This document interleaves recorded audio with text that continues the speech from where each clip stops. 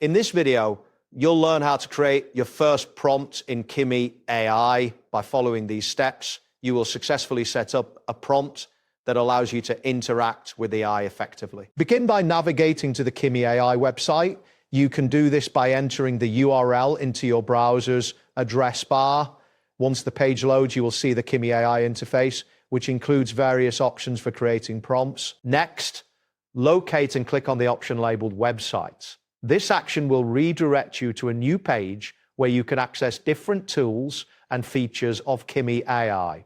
Ensure the page loads completely before moving on to the next step. After the Websites page opens, find and click on the Docs section. This section provides access to documentation and guides related to Kimi AI.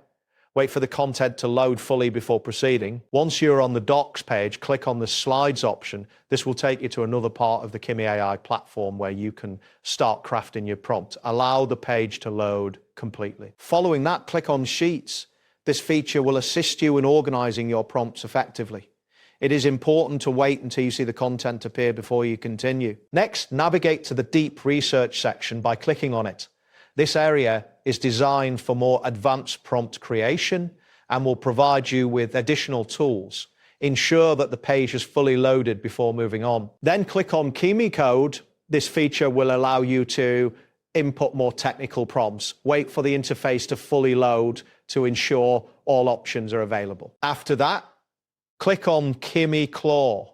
This tool is essential for refining your prompts further. Confirm that the page is completed loading before proceeding. Now, locate the chat history option and click on it. This will show you previous interactions and can provide context for your new prompt. Wait for the chat history to populate before continuing. Next, click on the option to start a new chat. This action will open a fresh interface for you to input your prompt and ensure that you see the new chat window before moving forward. In the new chat window, type in the prompt, make a timetable.